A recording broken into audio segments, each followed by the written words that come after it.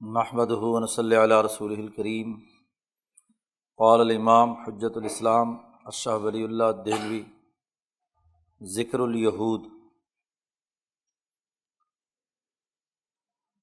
یہ پہلا باب چل رہا ہے اور اس کی پہلی فصل میں قرآن حکیم کے علوم میں سے علم مخاصمہ، جس میں دین اسلام کے احکامات کے مقابلے پر جو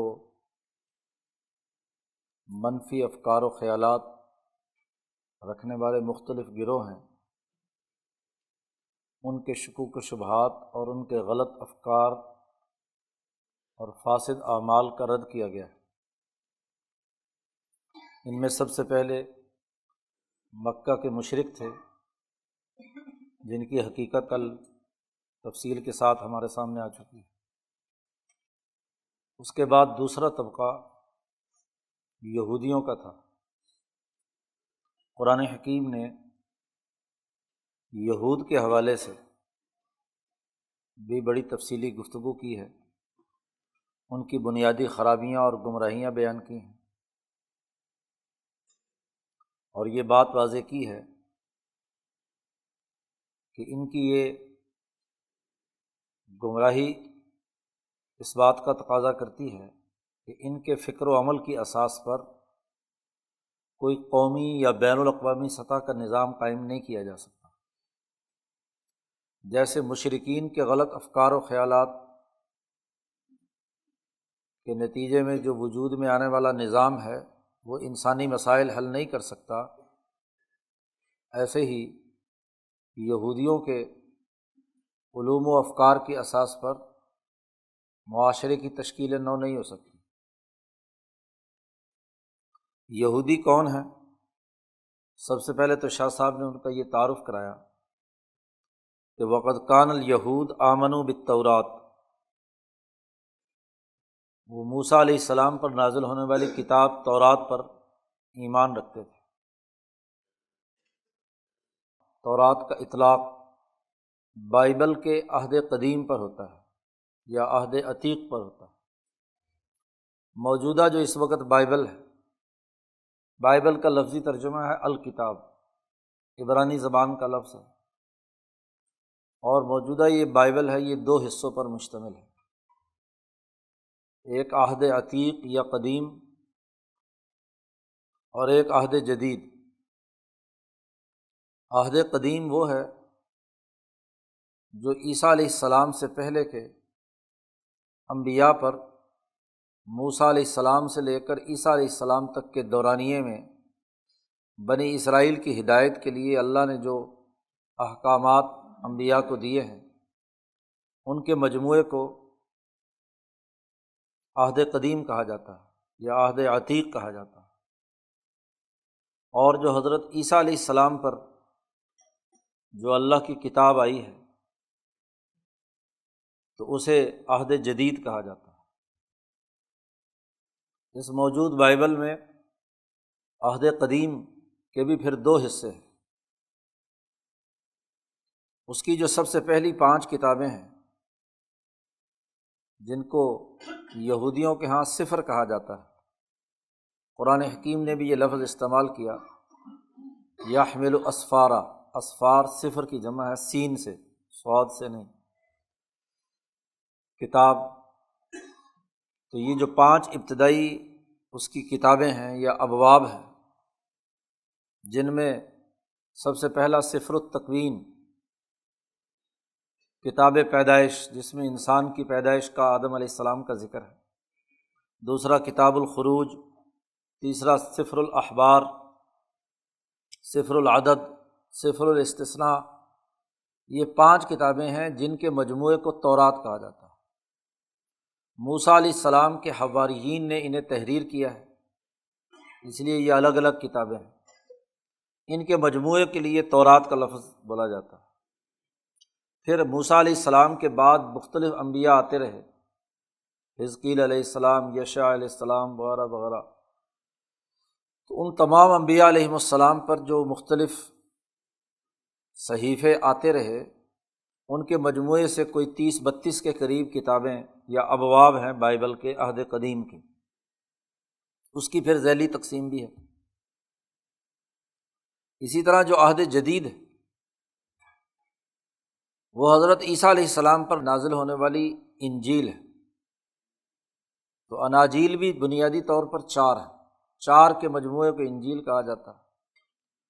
اناجیل کی یا عہد جدید کی بحث ہم آگے جہاں عیسائیوں کا تذکرہ آئے گا تو وہاں کریں گے۔ تو یہاں جو کہا گیا ہے کہ یہود ایمان لائے ہیں تورات پر، تو تورات سے مراد جو اس زمانے میں جس مجموعے کو تورات کہا جاتا تھا، یہ بنیادی طور پر یہ 5 کتابیں ہیں۔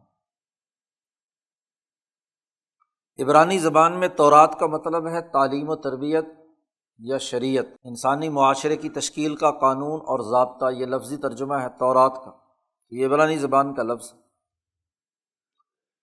اب یہ کتاب موسیٰ علیہ السلام پر نازل ہوئی، اللہ نے یہ کتاب موسیٰ علیہ السلام کو دی، عنایت کی۔ علم ان کے پاس موسیٰ علیہ السلام کی طرف سے جو آیا وہ صحیح اور درست تھا، لیکن اس علم میں انہوں نے جو کوتاہیاں کی ہیں، خرابیاں ان کی پیدا ہوئی ہیں، ان کی ترتیب شاہ صاحب نے بیان کی ہے۔ کچھ 7 کے قریب بنیادی خرابیاں ان کی تھیں۔ وَكَانَ مِن ضَلَالِهِمْ، ان کی گمراہیوں میں سے سب سے پہلا کام تو یہ تھا کہ انہوں نے تورات کے احکام میں تحریف کی ہے۔ شاہ صاحب نے یہاں جملہ استعمال کیا ہے تحریف و احکام التورات، تورات میں جو حکم دیے گئے تھے کہ یہ کرو اور یہ نہ کرو، ان احکامات میں انہوں نے تبدیلی کی، تغیر کیا، تحریف کی ہے۔ شاہ صاحب نے کہا سوان کانا تحریفاً لفظیاً او تحریفاً معنویاً، خواہ یہ تعریف لفظی ہو جیسا کہ عام علماء کہتے ہیں، او عام طور پر شاہ صاحب وہاں استعمال کرتے ہیں جہاں مختلف موقف کسی علمی مسئلے میں علماء کے ہوں۔ تو تورات میں یا تو تحریف لفظی ہو یا تحریف معنوی ہو۔ خود شاہ صاحب کا موقف جیسا کہ آگے آ رہا ہے وہ تحریف لفظی کا نہیں ہے، تحریف معنوی کا ہے۔ تو تحریفاً معنویاً کا لفظ بول کر شاہ صاحب دراصل اپنی رائے کا اظہار کرنا چاہتے ہیں۔ تو سب سے پہلی خرابی ان کی تحریف تھی۔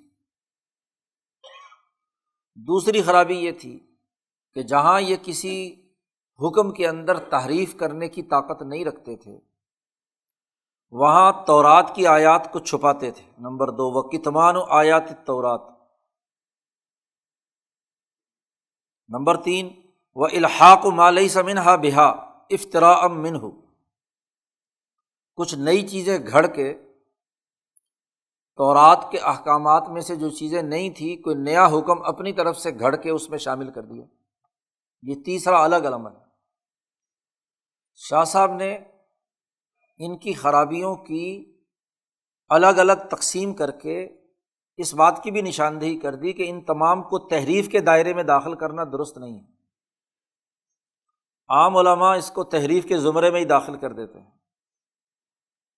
تحریف الگ چیز ہے، کتمان یکتمون کا لفظ قرآن حکیم نے استعمال کیا ہے، یہ الگ چیز ہے۔ یحرفون الکلم کا لفظ الگ استعمال کیا ہے، کتمان کا لفظ الگ استعمال کیا ہے۔ قرآن حکیم کا مطالعہ کریں تو قرآن نے افتراء کا لفظ الگ استعمال کیا ہے۔ شاہ صاحب یہ تمام باتیں جو لکھتے ہیں قرآن حکیم کے گہرے مطالعے کے نتیجے میں جہاں جہاں بھی یہودیوں کی خرابیوں کے لیے جو اصطلاح یا لفظ استعمال کیا ہے اس کا علمی مطلب اور مفہوم شاہ صاحب متعین کرتے ہیں۔ عام علماء کا انداز یہ ہے کہ سب کو ایک ہی پلڑے میں، تحریف کے پلڑے میں داخل کر دیتے ہیں۔ شاہ صاحب سے پہلے کی کتابوں اور تفسیروں کو یا بخاری کا حاشیہ ہی دیکھ لو، ہاں جی، فتح الباری دیکھ لو حافظ ابن حجر کی، وہ تحریف کے زمرے میں ہر چیز داخل کرتے چلے جاتے ہیں۔ لیکن شاہ صاحب قرآن حکیم کے مطالعے کے تناظر میں جو لفظ جہاں یہودیوں کی خرابی کے بارے میں بیان کیا ہے اس کو باقاعدہ الگ سے ایک عنوان اور اس کا مطلب اور مفہوم متعین کرتے ہیں۔ چوتھی بات یہ ہے کہ جن احکامات پر وہ عمل کرنے پر مجبور بھی ہوتے تھے تورات کے، اس میں اس کے نفاذ میں کوتاہی کرتے تھے، التقصیر۔ پہلے تو تحریف، نمبر دو آیات جو تورات کی ہیں انہیں چھپانے کا عمل، کہ لوگوں کو، عوام کو اس آیت کا پتہ نہ چلے، نئی آیت یا حکم گھڑ کے اس کے اندر شامل کر دینا۔ نمبر تین، اس کے جو احکامات نافذ ہونے چاہیے تھی، جس پر سسٹم بننا چاہیے تھا، تو اس میں کوتاہی، سسٹم نہیں بناتے تھے، بس آیتیں پڑھتے رہتے تھے۔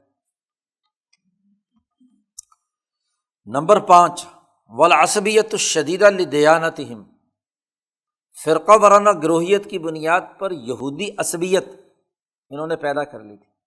اس کی تفصیلات آگے آ رہی ہیں، ہر ایک خرابی کی تفصیلات شاہ صاحب آگے بیان کریں گے، اس کا مطلب اور مفہوم بھی بیان کریں گے، یہاں تو ایک فہرست بتلا رہے ہیں۔ نمبر چھ، وَاِسْتِنْكَارُ رِسَالَةِ نَبِيِّنَا صلی اللہ علیہ وسلم، ہمارے نبی اکرم صلی اللہ علیہ وسلم کی رسالت کا انکار کرتے تھے،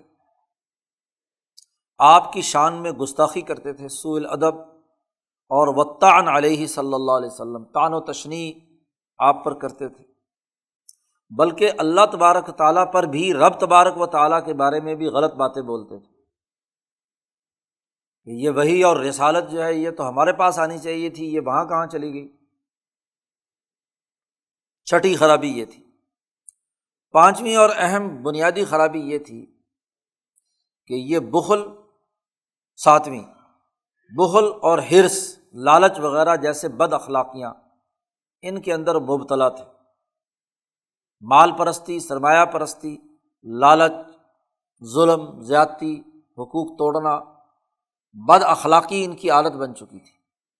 یہ 7 گمراہیاں شاہ صاحب بیان کرتے ہیں کہ ان کی تھیں۔ اب ترتیب بار ہر ایک خرابی کی حقیقت اور تفصیل اور اس حوالے سے جو شاہ صاحب کا موقف ہے اسے بیان کرتے ہیں۔ سب سے پہلے بیان التحریف، کہ تورات میں تحریف کیا کرتے تھے۔ شاہ صاحب فرماتے ہیں وَقَدْ تَحَقَّقَ لَدَى الْفَقِيرِ أَنَّ تَحْرِيفَهُمْ اللَّفْظِي قَدْ كَانَ فِي تَرْجُمَةِ التَّوْرَاةِ وَأَمْثَالِهَا، جس کو لوگ تحریف لفظی کہتے ہیں کہ الفاظ بدل دیے۔ فقیر شاہ ولی اللہ صاحب اپنے آپ کو کہتے ہیں کہ اس فقیر کے نزدیک یہ بات متحقق ہو چکی ہے کہ یہ اصل اور تورات کے الفاظ نہیں بدلتے تھے، بلکہ تورات کے ترجمے میں یہ الفاظ کا تغیر و تبدل کرتے تھے۔ جس کو علماء تحریف لفظی کہہ رہے ہیں، اس تحریف لفظی سے مراد یہ ہے کہ اصل متن جو تورات کا تھا اس کا ترجمہ کرتے وقت ایسے الفاظ اس میں داخل کر دیے کہ جس سے مطلب کچھ سے کچھ ہو گیا۔ کسی متن میں آپ اگر تبدیلی یہ کر دیں کہ اپنی طرف سے ترجمہ یا تشریح کرتے ہوئے کوئی چیز ملا کر اس حکم کی روح نکال دیں، تو قانون دان جو ہوتے ہیں قانون کے اندر ذرا سا ایک لفظ کا اضافہ یا کمی کر کے اس لفظ کی جو حقیقی روح ہوتی ہے حکم کی، جس لیے وہ حکم دیا گیا ہے، اس کی روح کو ختم کر دیتے ہیں۔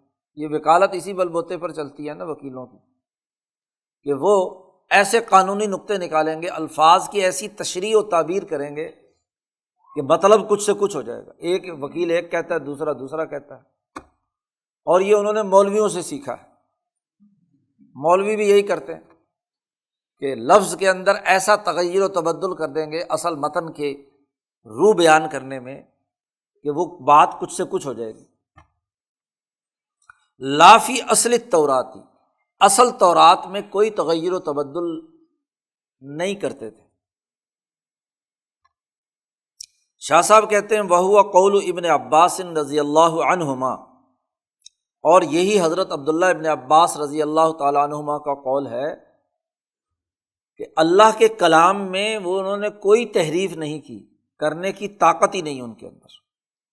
بخاری میں ابن عباس رضی اللہ تعالیٰ عنہ کا یہ قول نقل کیا گیا ہے کہ لیس لأحد یزیل لفظ کتاب من کتب اللہ، کسی انسان کے اندر یہ طاقت نہیں ہے کہ اللہ کی کتاب میں سے کسی تحریر کیے ہوئے اللہ کے کلام میں سے کسی لفظ کے اندر کوئی تغیر و تبدل کر سکے۔ وہ کیا کرتے تھے؟ حضرت عبداللہ بن عباس فرماتے ہیں لاکنہم یحرفونہ اے یتأولونہ، اس کے اندر تحریف کرتے تھے، یعنی اس کے اندر تعویل کرتے تھے، ایک نئی تعبیر کر دی، الفاظ اس کے اندر داخل کر دے، علی غیر تعویلہ،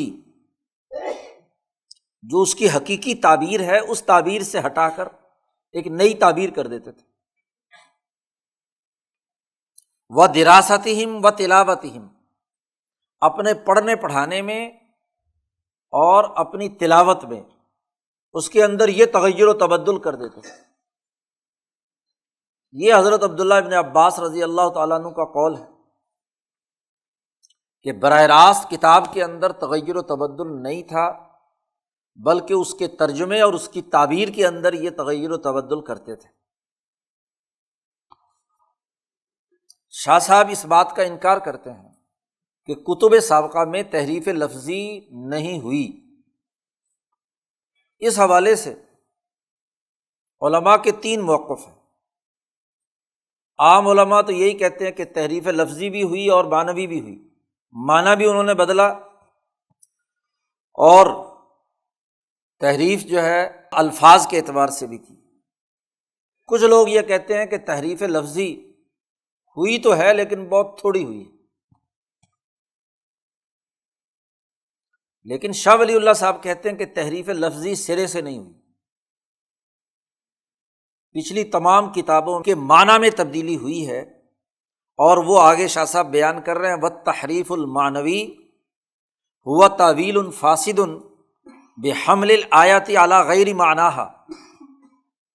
تحریف معنوی یہ ہے کہ کسی لفظ کی ایسی تعبیر کی جائے کہ آیت کو اپنے اصل معنی کے علاوہ کسی اور معنی پر اس کا مطلب بیان کیا جائے، بتعسف و انحراف عن سواء السبیل،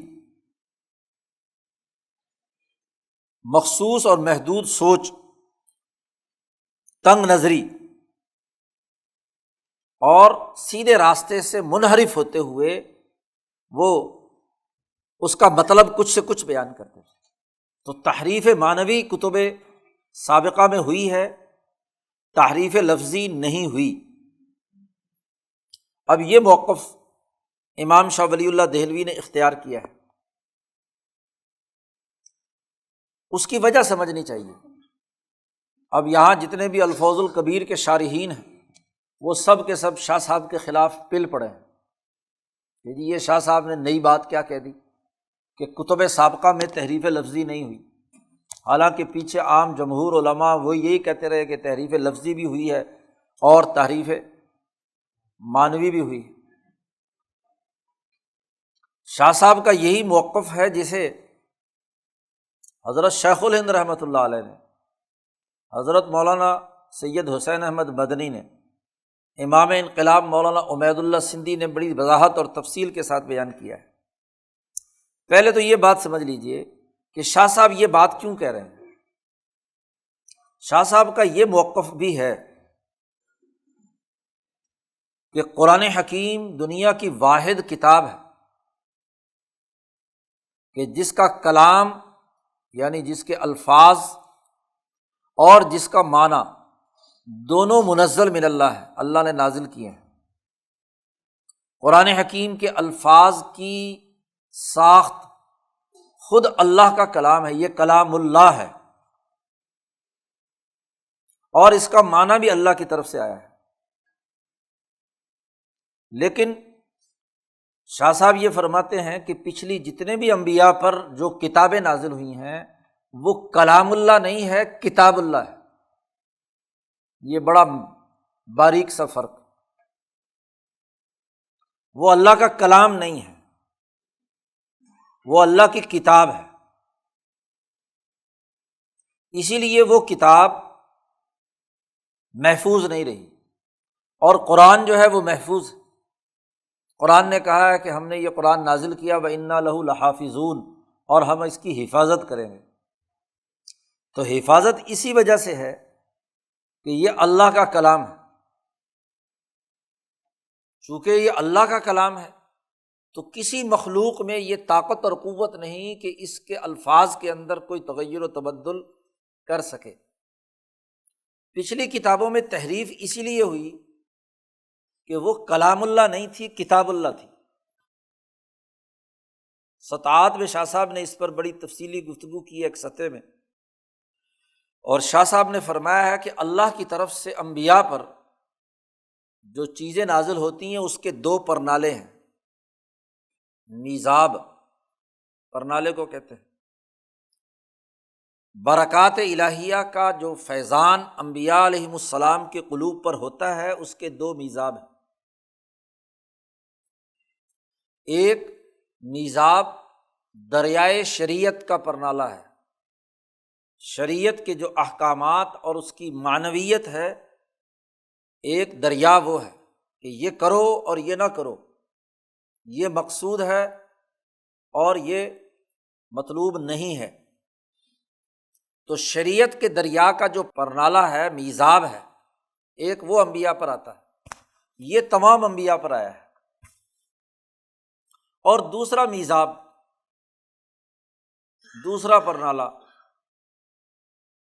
دریائے سر کلام ہے۔ آپ دیکھیے حضرت مولانا حسین احمد مدنی رحمۃ اللہ علیہ نے اس کو بڑی وضاحت کے ساتھ بیان کیا ہے۔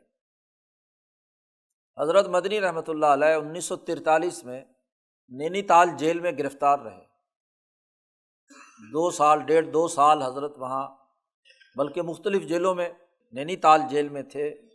تو حضرت کے ساتھ اس تحریک میں، جو ہندوستان چھوڑ دو کی تحریک تھی انگریزوں کے خلاف، تو اس میں بہت گرفتاریاں ہوئیں۔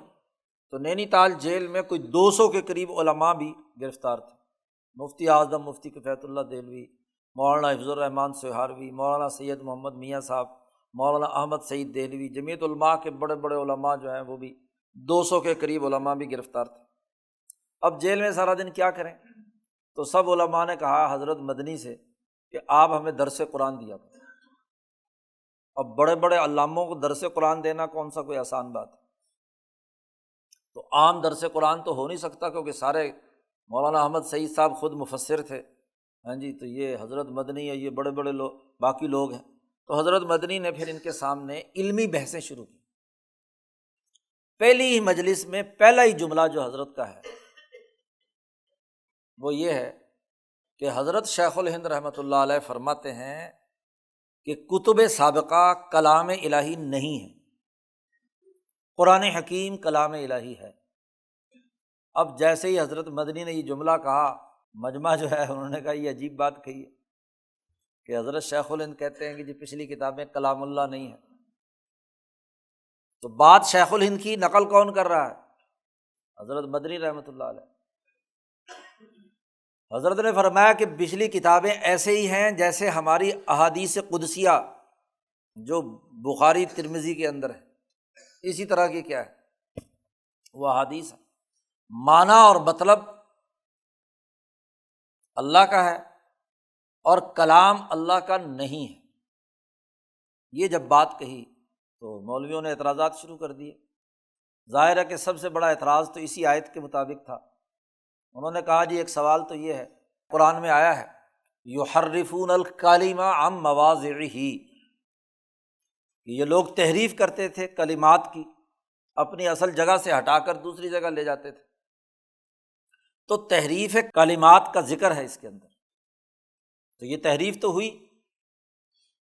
اسی طریقے سے قرآن حکیم کا کتاب اللہ ہونا اتنا واضح نہیں ہے جتنا قرآن حکیم نے تورات کے بارے میں کہا ہے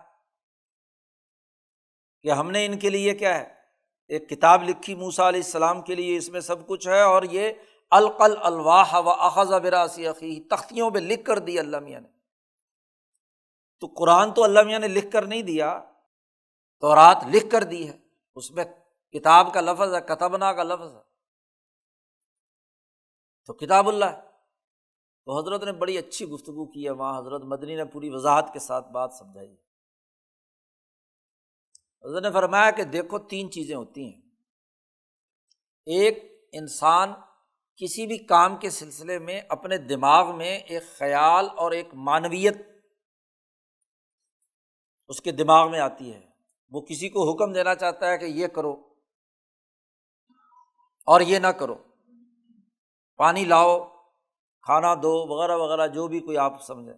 ایک انسان کے دل میں اور ضمیر کے اندر معنی ہوتا ہے.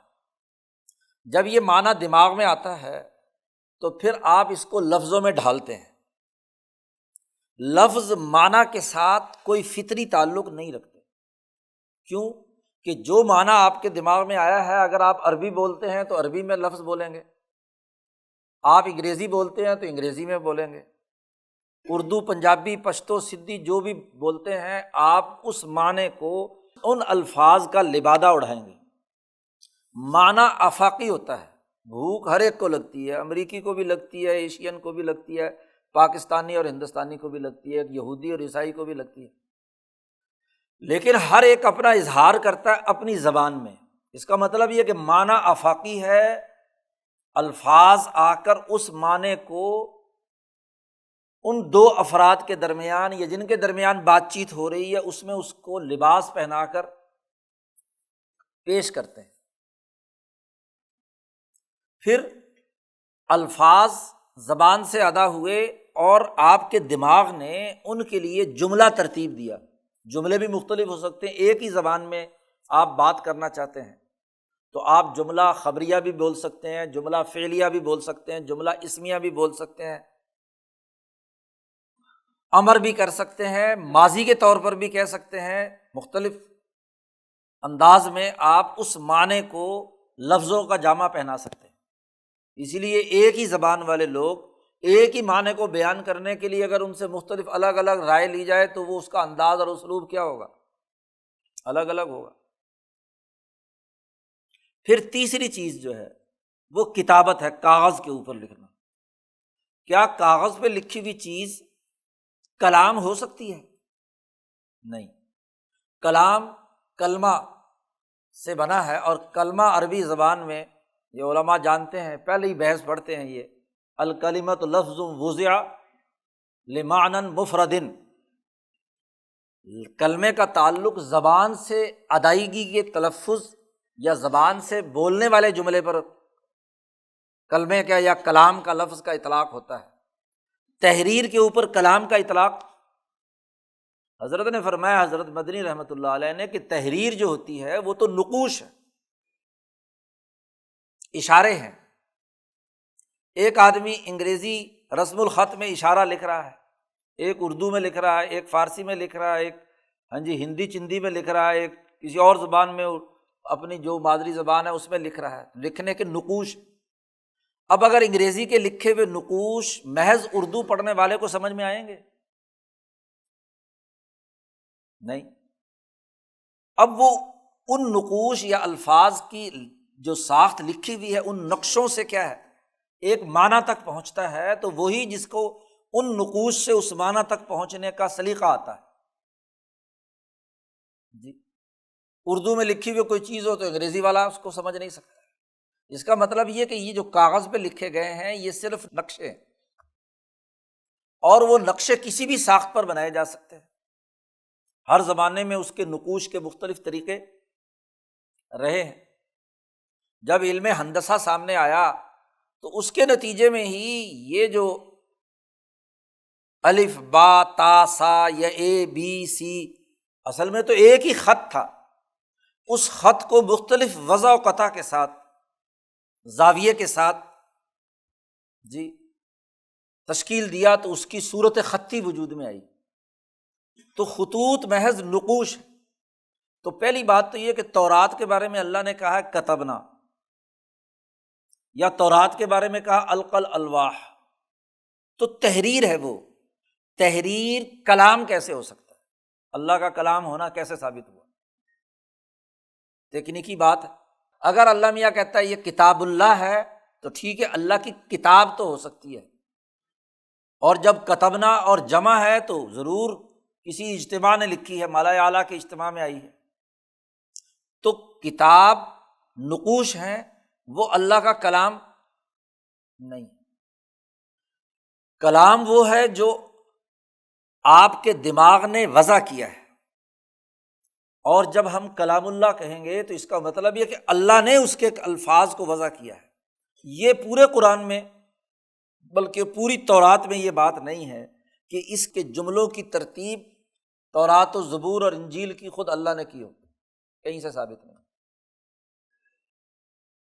جب انہوں نے کہا کہ جی یہاں ہے یحرفون الکلم، کہ کلمے تحریف کر دیتے تھے، عن مواضعہ، تو حضرت نے فرمایا کہ یہاں کلم کا لفظ بولا ہے، کلام اللہ تو نہیں کہا جی، کلمے بدلتے تھے۔ اور اس کی سب سے بڑی دلیل یہ ہے کہ یہ کلمہ بدلنا اس کے ترجمے میں تحریف کی بنیاد پر تھا، اسی لیے دوسری جگہ پر قرآن میں کہا یحرفون الکلم من بعد مواضعہ، کہ ایک کلمہ اگر ایک جگہ پر لکھا ہوا تھا تو اس کو دوسری جگہ پر اٹھا کر کیا ہے لے گیا، اس کا کچھ سے کچھ مطلب بیان کر دیا۔ تو الفاظ، کلام اور کتاب کے درمیان بنیادی فرق، اس لیے یہ کتاب اللہ ہے، کتب سابقہ، لیکن کلام اللہ نہیں ہے۔ تو شاہ صاحب فرماتے ہیں کہ جب کہیں دریائے کلام، یعنی ایک ہے اللہ نے ارادہ کیا کہ اس زمانے میں اس مخلوق کو یہ احکامات دینے ہیں، تو یہ ارادہ الہیہ یہ اللہ کا ہے۔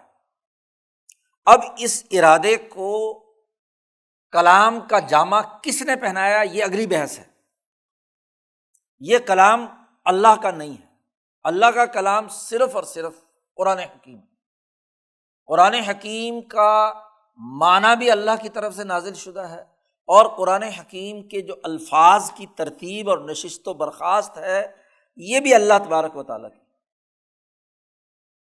تو شاہ صاحب نے وہاں سطاعت میں کہا ہے کہ اگر یہ دونوں میزاب، دریائے کلام اور دریائے تشریح، یہ دونوں پیمانے ایک جگہ پر جمع ہو جائیں تو اس کو قرآن کہتے ہیں۔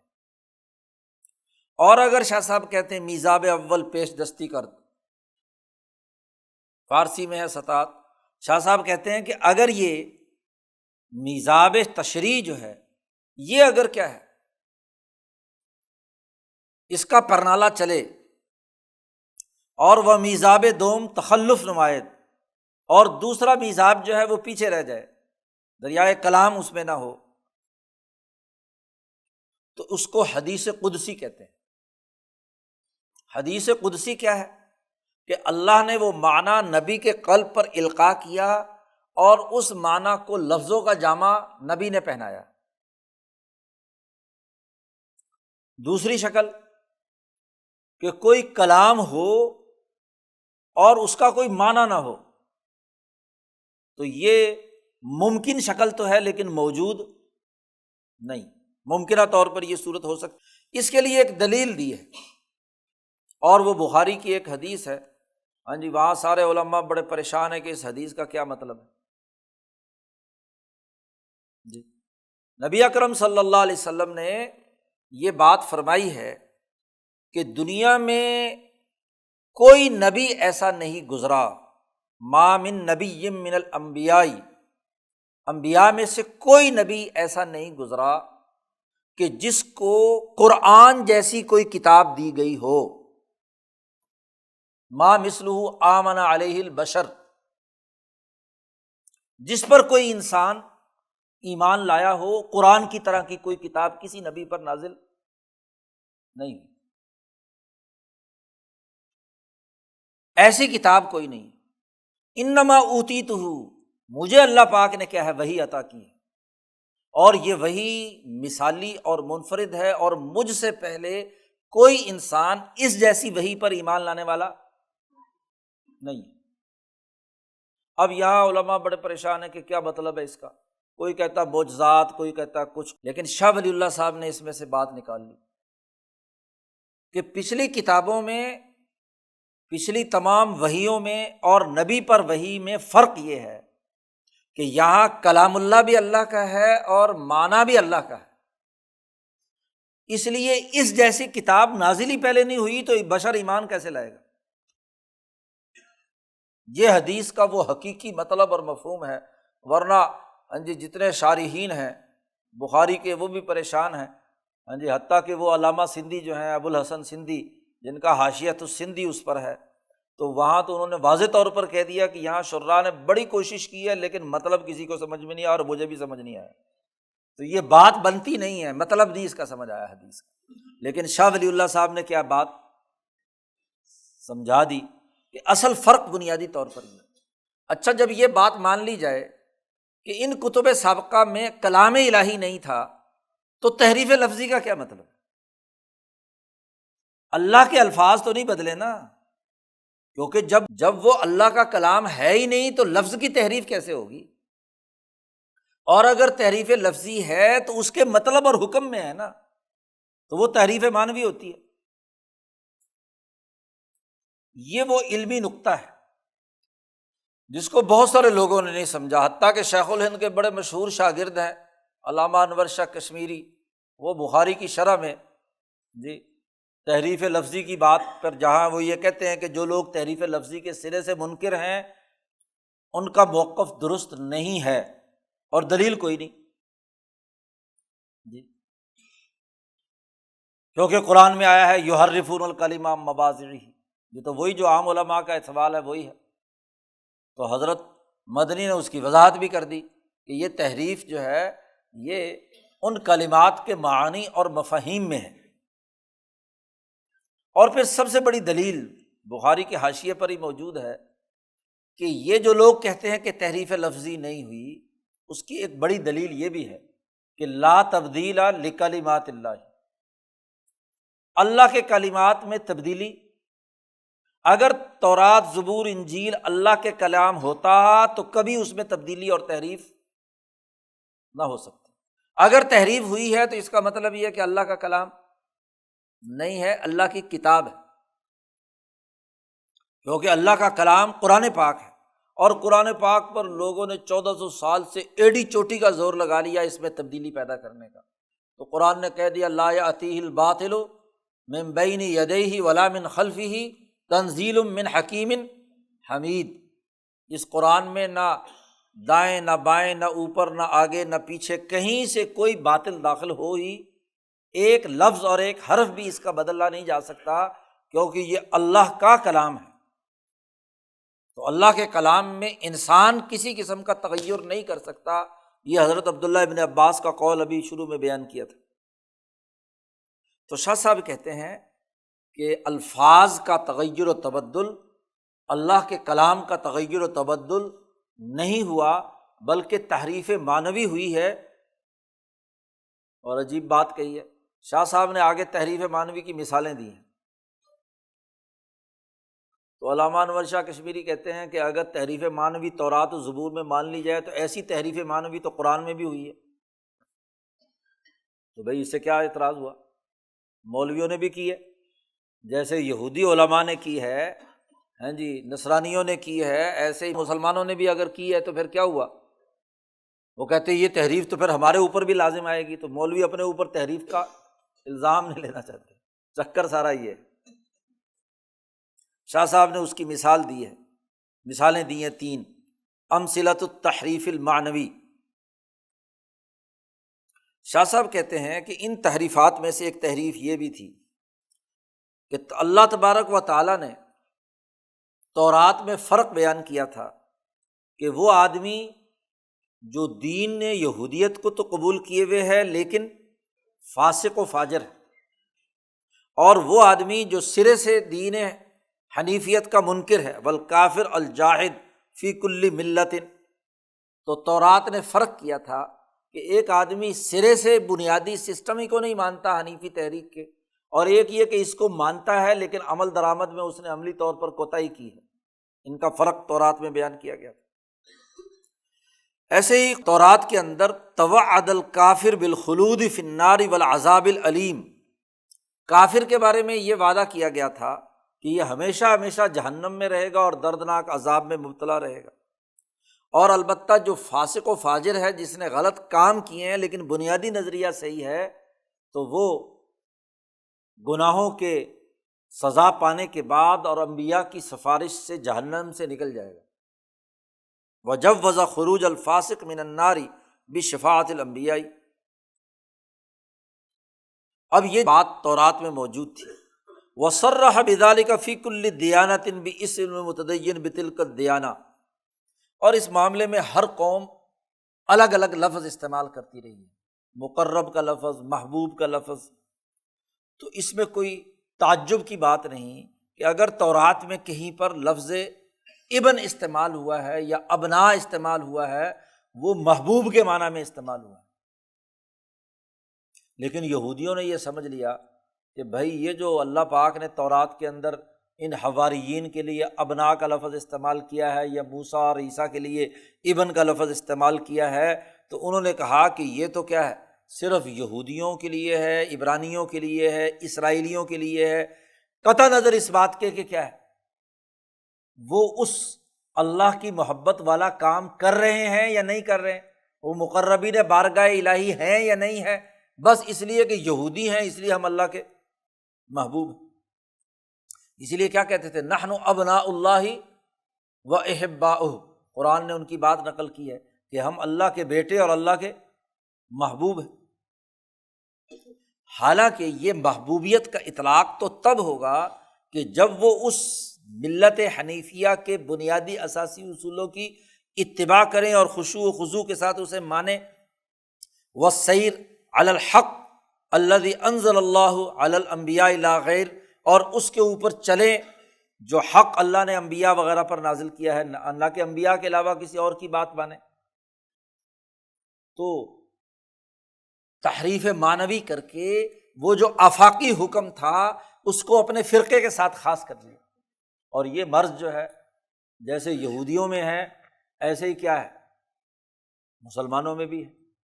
کیوں کہ خود حضور نے فرما دیا لَتَتَّبِعُنَّ سَنَنَ مَنْ كَانَ قَبْلَكُمْ، کہ تم ضرور بے ضرور اتباع کرو گے یہودیوں کی، تو جو یہودیوں کی خصلتیں وہ تمہارے اندر بھی ہوں گی۔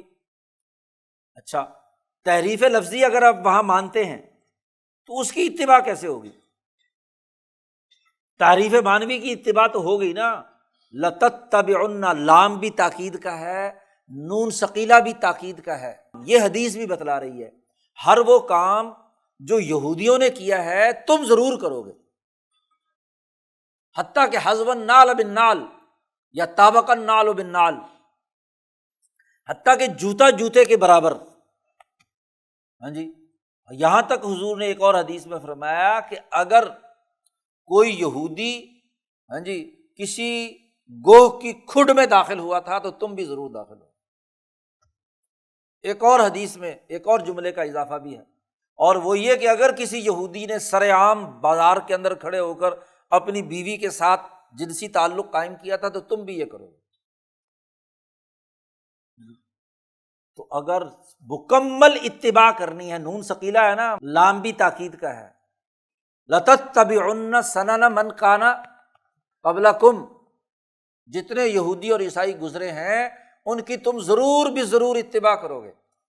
یعنی وہ امراض جو یہودیوں میں مسخ شدہ مذہبیت میں ہے، ویسی مسخ شدہ مذہبیت تمہارے اندر ہوگی۔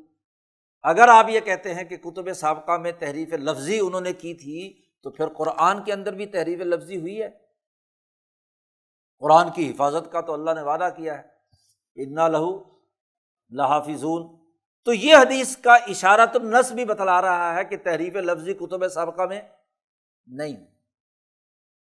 شاہ صاحب کی بات اگر سمجھ آ جائے تو سینکڑوں حدیثیں اور آیتیں جو ہیں وہ ان کا صحیح مفہوم سمجھ میں آ جاتا ہے۔ وَقَدْ ارْتَكَزَ فِي خَوَاطِرِهِمْ، ان کے دلوں، ان کے خیالات میں بہت سی ایسی غلط قسم کی تعویلات پیدا ہو گئی تھیں، اور وہ اس کو نسل در نسل اپنے آباء و اجداد سے ایک دوسرے کو منتقل کرتے چلے آ رہے تھے۔ تو فَدَحَضَ الْقُرْآنُ الْكَرِيمُ هَذِهِ الشُّبْهَاتِ عَلَىٰ أَتَمِّ وَجْهٍ، تو قرآن حکیم نے ان تمام شکوک و شبہات کا رد کیا۔ تو قرآن کے علوم میں سے یہودیوں کا جو سب سے پہلا عمل تحریف معنوی کا تھا، اس تحریف معنوی کو قرآن نے کیا ہے رد کر کے اس کے آفاقی قاعدے اور ضابطے متعین کر دیے۔ یہ تو تحریف کا عمل ہے، اور تحریف شاہ صاحب کے ہاں تحریف معنوی ہے، تحریف لفظی نہیں ہے۔ نمبر 2، بیان کتمان الآیات۔ دوسری خرابی ان کی کیا تھی کہ وہ آیات کو چھپاتے تھے۔ اما کتمان الآیات، آیات کو چھپانے کا کیا مطلب ہے؟ فہو انہم کانوا یخفون بعض الاحکام والآیات للمحافظۃ علی جاہ شریف۔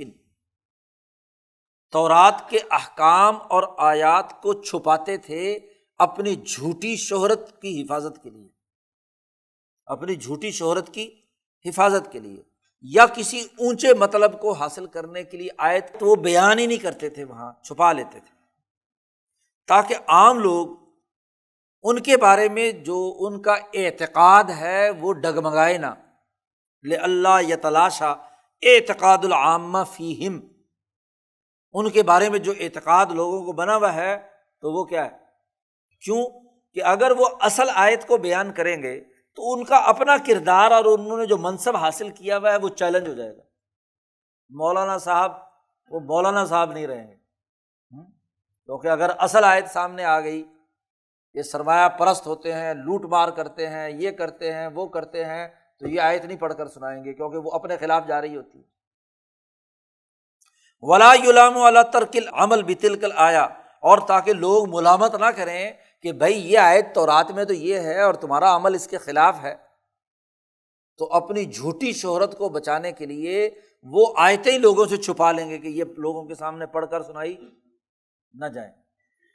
پہلی کوشش تو کریں گے کہ اس کا غلط مطلب بیان کرے، اور اگر کوئی آیت ایسی ہے جس کا مطلب بیان نہیں ہو سکتا، تعریف معنوی نہیں ہو سکتی، تو پھر سرے سے آیت کو کیا ہو، چھپا لو۔ شاہ صاحب نے اس کی بھی چند مثالیں یہاں پر بیان کی ہیں۔ فمن جملۃ ذالک، مثلاً تورات کے اندر زنا کرنے والے کو رجم کرنے کا، سنسار کرنے کا حکم صراحتاً موجود تھا، لیکنہ اہملوہ، لیکن انہوں نے اسے محمل چھوڑ دیا۔ ایک یہودی اور یہودیہ اس نے زنا کیا، اور ان کا وہ مقدمہ، چونکہ حضور ریاست مدینہ کے سربراہ تھے تو ان کا وہ مقدمہ ظاہر سربراہ حضور کے پاس پیش ہوا، تو حضور صلی اللہ علیہ وسلم نے یہودیوں کو بلا کر کہا کہ بتاؤ بھی تمہاری تورات میں اس کے بارے میں کیا حکم ہے؟ تو انہوں نے سنگسار کے بجائے، دونوں نے اعتراف بھی کر لیا زنا کا، انہوں نے سنگسار کے بجائے انہوں نے کہا جی ان کا منہ کالا کرو اور گدھے پہ بٹھا دو، لڑکے کا منہ آگے کی طرف کر دو، لڑکی کا منہ ادھر کر دو، اور ان کو پورے بازار میں گھماؤ کہ ان دونوں نے منہ کالا کیا ہے، بس یہ ہمارا حکم ہے۔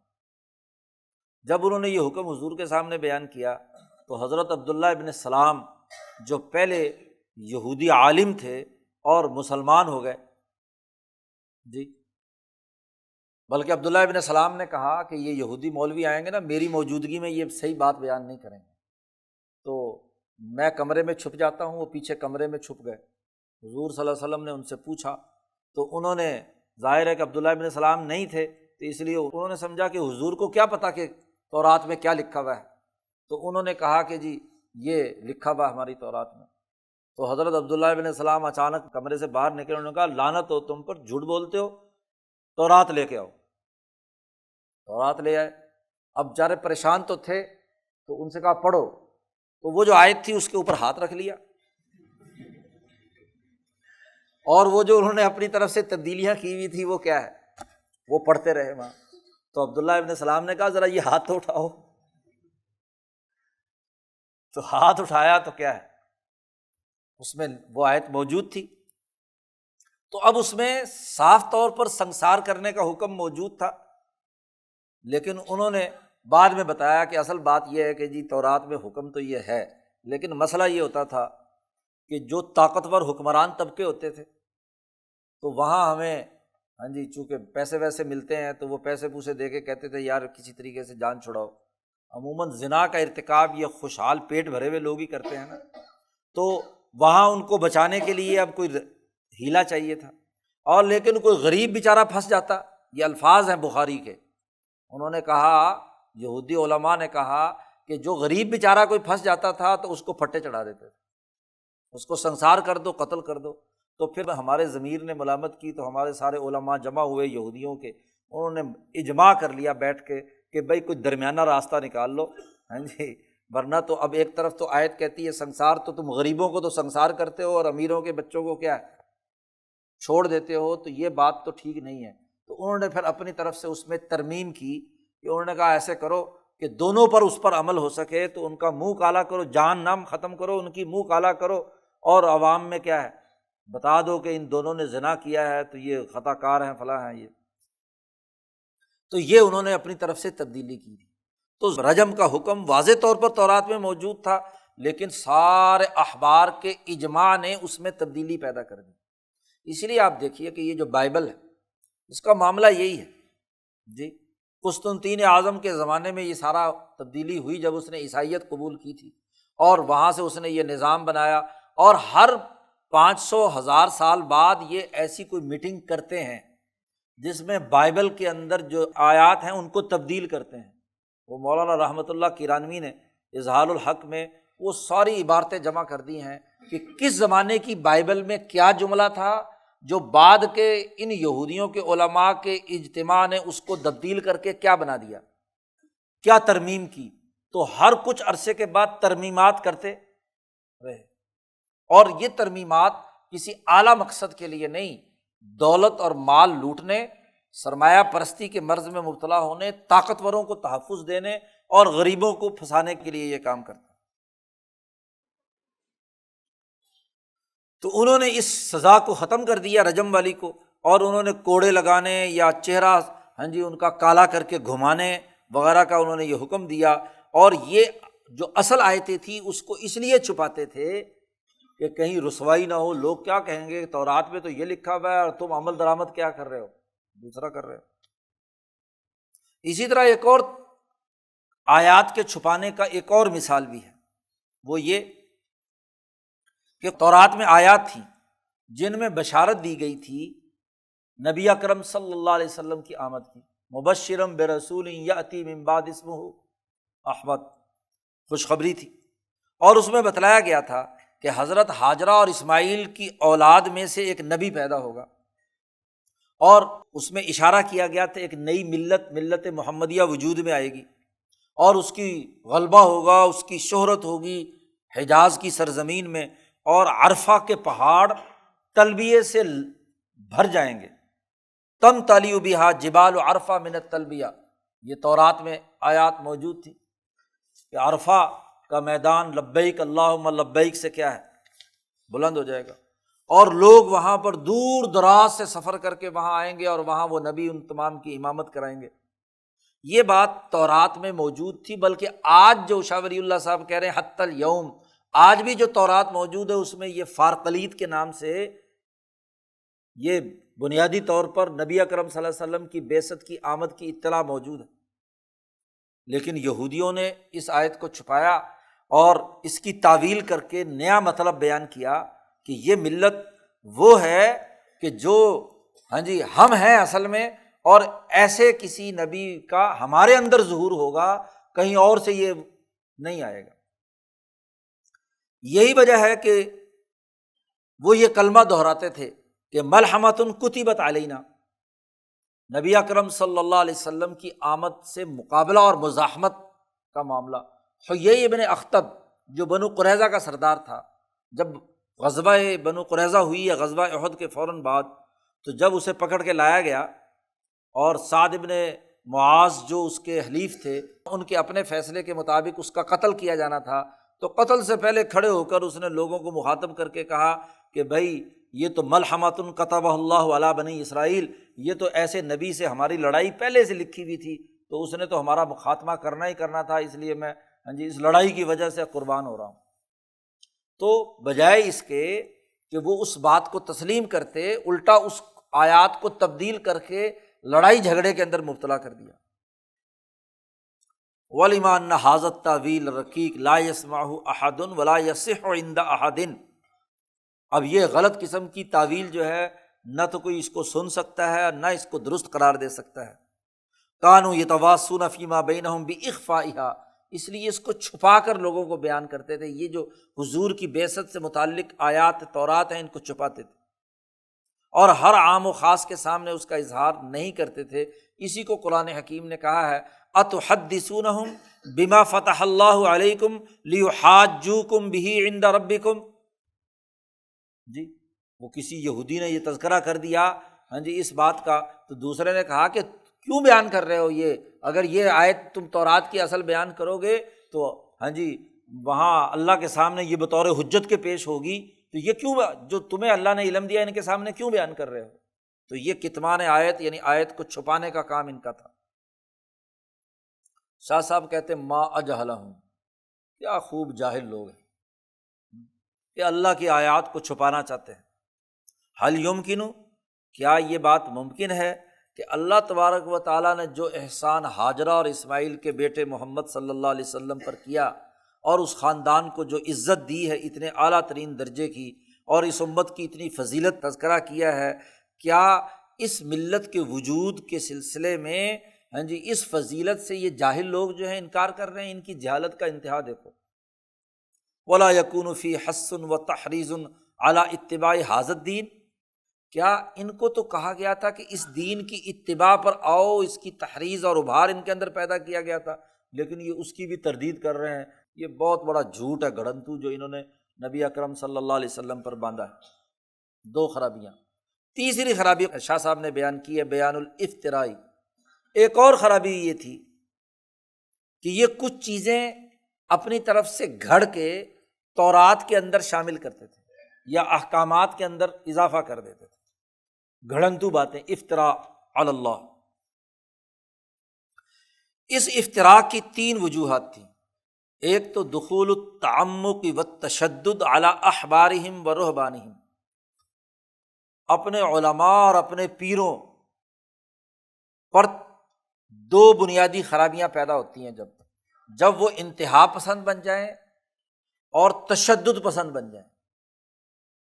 التعمق والتشدد، جب ان میں شدت پیدا ہو جائے۔ مولویوں کے اندر سب سے زیادہ جو خرابی ہوتی ہے وہ تشدد اور تنگ نظری کی ہوتی ہے۔ وہ ہر بات میں جہاں بھی کہیں مسئلے میں کہیں سہولت بھی ہو تو سہولت دینے کے بجائے نا وہ سخت مسئلہ ہی بتلائیں گے۔ تو یہ ان یہودیوں کے علماء میں، اور جب تشدد آپ کے دماغ میں بیٹھا ہوا ہو تو آپ اپنی طرف سے احکامات گھڑ کے کیا ہے جو اس کی حقیقی نوعیت ہے اس کو بدلیں گے۔ اور دوسری بڑی خرابی پیروں میں ہوتی ہے، جو رہبان جنہیں راہب کہا جاتا ہے۔ راہب وہ ہوتے ہیں، رہبان وہ ہیں جو علیحدگی اختیار کر کے پیر بن جاتے ہیں۔ ان کی اندر خرابی کیا ہوتی ہے؟ تعمق۔ اور یہ تعمد کیا ہے؟ انتہا پسندی۔ ایک سادہ سا حکم دیا گیا ہے عام آدمی کو، اس کے اندر اتنی باریکیاں نکالیں گے، گہرائی میں چلے جائیں گے کہ عام آدمی کے لیے وہ گہرائی پورا کرنا ہی مشکل ہوگی۔ اللہ میاں نے 5 نمازیں فرض کی ہیں اور اس میں کہا کہ فرض پڑھ لیا کرو، سنتیں، یہ 7 نفل بھی شامل کریں گے، 7 وظیفے بھی شامل کریں گے، 7 پتہ نہیں اور بہت ساری کیا ہے۔ اب بیچارہ کمزور سا آدمی ہے پہلے ہی، اور وہ بیچارہ کسی پیر کا مرید ہو جاتا ہے، تو آج کل کے پیر کیا کہتے ہیں جی بس کم کھانا، کم سونا اور کم بولنا چاہیے۔ لکھا ہوا ہوتا ہے نا، ہر خانقاہ کے اوپر لکھا ہوا ہوتا ہے کہ روٹی تھوڑی کھاؤ، سویا کم کرو، اور کیا ہے بولا بھی کم کرا کرو، چپ رہو۔ پہلے بیچارے غریبرے مڑے ہوئے ہیں، کم خوراکی کا شکار ہیں، غلامی کے زمانے میں خوراک ان کو پوری نہیں ملتی، ادھر سے پیر صاحب نے کہا کہ روزے پہ روزے رکھو، تو مالی خولیا نہیں ہوگا تو کیا ہوگا؟ تو یہ تعمق ہے نا جی۔ اسی طرح پہلے ہی نیند پوری نہیں ہو رہی، ستا رکھا ہے اس سسٹم نے، ہر وقت پریشان رہتے ہیں، اب پیر صاحب نے بھی کہہ دیا بھی کم سویا کرو۔ اور اگر کسی آدمی کی 8 گھنٹے نیند پوری نہ ہو تو مالی خولیا نہیں ہوگا تو کیا ہوگا؟ خشکی ہو جائے گی۔ پہلے ہی ان کی بولتی بند کر رکھی اس ظلم کے نظام نے، بولتے ہی نہیں ہیں، جو مرضی ٹیکس لگا دو، جو مرضی ظلم کر دو، تو بس ظلم سہتے رہتے ہیں۔ بھائی ان میں آزادی اور حریت پیدا کر کے ان کو سامراج کے خلاف بولنے کا شعور دو گے تو بات چلے گی نا۔ اگر بولتی بند کر دی تو پہلے سے بھی کیا ہے، بیچارے غلامی کی حالت میں چلے جائیں گے۔ تو یہ انتہا پسندی نہیں تو اور کیا ہے؟ اسی لیے یہ اکثر جو تبلیغ میں بھی انتہا پسندی کے ساتھ لگ جاتے ہیں، کم کھانا، کم سونا، کم، تو مالی خولیا ہو جاتا ہے، دماغ خراب۔ تو یہ تعمق ہے۔ شاہ صاحب نے کہا کہ ہر سالک کے لیے، صوفی کے لیے 8 گھنٹے سونا لازمی اور ضروری ہے۔ 24 گھنٹے کے 3 حصے کرے، ایک حصہ سونے کا، ایک حصہ کام کاج کرنے کا، اور باقی 8 گھنٹے عبادات اور ذکر اذکار کے لیے۔ تو ترتیب شاہ صاحب نے ہمعات میں بیان کی ہے تصوف کے تمام معمولات کی۔ تو جو معقول طریقہ ہے وہ ہے، تو اس میں انتہا پسندی کی طرف چلے جانا یہ خرابی کی بات ہے۔ اور پھر یہ جو قلت کلام اور قلت نوم اور قلت فلاں فلاں ہے، یہ تو اصل میں ان لوگوں کے مزاج کی بات صوفیہ نے نقل کی ہے کہ جن کی حیوانیت بہت زیادہ طاقتور تھی، تو جس کے اندر پہلے ہی خون کی وافر مقدار ہو اور حیوانیت شدت کی ہو، تو اس کو کہا جائے گا بھی کم کھایا کرو نا، کیونکہ پہلے ہی بڑا موٹا ہوا ہوا ہے۔ تو جو زیادہ کھانے سے کے نتیجے میں امراض کا شکار ہے، اس کو کہا ہے کم کھایا کرو۔ جو زیادہ بول بول کے کیا ہے لوگوں کا سر کھا رہا ہے، اس کو کہتے ہیں ذرا۔ حکمرانوں سے کہا جائے گا نا کہ روز ایک نیا بیان داغ دیتے ہیں، تو ان سے کہا کم بولا کرو بھائی، فیصلوں میں بولو۔ تو اسی طریقے سے کیا ہے، جو بہت ہی ہر وقت سوتے رہتے ہیں صبح سے شام تک، ان سے کہا کہ قلت النوم، کم سویا کرو، تاکہ کیا ہے 8 گھنٹے سے زیادہ سونا بھی تو بیماری ہے نا۔ تو ہر ایک آدمی کا علاج اس کے مناسبت سے ہونا چاہیے۔ تو سب کو ایک ہی لاٹھی سے ہانکتے ہیں۔ یہودیوں کے جو پیر تھے ان کے اندر بھی رہبان میں یہی تھا، اور اس کا مقصد کیا ہوتا تھا کہ جب کم کھائیں گے، کم سوئیں گے، اور خاص قسم کا ایک خاص وضع بنا لیں گے، تو پھر مال شال خوب آئے گا، کیونکہ قرآن نے کیا کہا ہے، لا یاکلون اموال الناس بالباطل۔ لوگوں کو کم کھلاتے ہیں اور خود خوب کھاتے ہیں۔ تو پہلی خرابی جو گھڑنے کی ہے، اس کی وجہ یہ ہوتی ہے کہ یا تو انتہا پسندی پیدا ہوتی ہے، تو انتہا پسندی کر کے بہت ساری چیزیں جو ہیں وہ داخل کر دیتے ہیں دین میں، جو دین میں ہوتی۔ اس لیے مولانا سندھی نے کہا کہ کسی نفل یا کسی سنت کو واجب اور فرض سمجھ لینا، یہ کیا ہے، افتراء ہے، گھڑنا ہے۔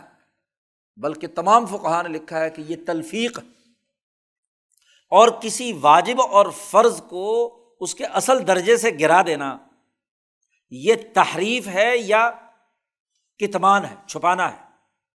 جو واجب ہے اسے چھوڑ دیا، سماج میں تبدیلی لانا، اعلیٰ اخلاق پیدا کرنا، سرمایہ داری سسٹم کو توڑنا، غریبوں کی غربت دور کرنا، یہ سارے فرض تھے۔ ان فرضوں کو چھوڑ کر مسواک کی سنت ہے، پگڑی کی سنت ہے، حلوے کی سنت ہے، فلانی سنت ہے، فلانی سنت ہے، تو یہ انتہا پسندی پیدا ہو گئی۔ تو دخول التعمق والتشدد علی احبارہم ورہبانہم، اور پھر اپنے ان علماء اور پیروں کو اربابا من دون اللہ، اللہ کے علاوہ اپنا رب سمجھ لینا۔ بس جو پیر صاحب نے کہہ دیا، جو مولوی صاحب نے کہہ دیا، بس وہی ہے، ہمارے عالم نے کہہ دیا تو بس، اب چاہے بات عقل کی ہو یا نہ ہو، تو یہ اربابا من دون اللہ ہے نا۔ تو پہلی خرابی جو یہودیوں میں افتراء کے حوالے سے تھی، وہ انتہا پسندی کا اور تشدد کا پیدا ہو جانا۔ نمبر 2، والاستحسان، یعنی استنباط بعض الاحکام بناء علی ادراک المصالح فیہا بدون نص من الشارع، شارع کی کوئی نص یا شارع کی طرف سے براہ راست حکم نہیں ہے، خود اپنی طرف سے ان علماء نے کسی چیز کو اچھا سمجھا اور اس کو لازمی اور فرض قرار دے دیا کہ یہ ضرور کرو، تو یہ استحسان۔ یہ استحسان وہ جو اصول فقہ میں فقہاء نے متعین کیا اس کی بات نہیں ہو رہی، کیونکہ وہ خود حجت اللہ البالغہ میں شاہ صاحب نے اس استحسان کا استثناء کیا ہے کہ جو اصولیین کا، یعنی فقہاء حنفیہ نے جو استحسان قیاس کے ساتھ، کیونکہ وہ قیاس خفی ہوتا ہے، تو وہ قیاس خفی تو قرائن کی بنیاد پر ہوتا ہے، وہ تو شرعی حجت ہے، لیکن یہ استحسان وہ ہے کہ بس کسی چیز کو اچھا سمجھا تو جو مولویوں کو اور پیروں کو اچھی لگ گئی اس کو کیا ہے، شریعت بنا کر پیش کر دیا، گھڑ دیا۔